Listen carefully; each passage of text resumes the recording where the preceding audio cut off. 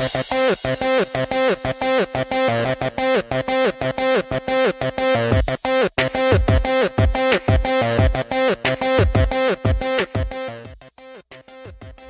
po sa Pinoy Scoop.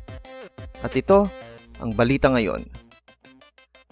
Ang 22 anyos na si Fifth Pagotan ay umaming hindi siya straight kundi isa siyang bisexual sa kanyang fellow housemate na si Manolo Pedrosa sa preview ng susunod na episode ng reality TV series na Pinoy Big Brother All In.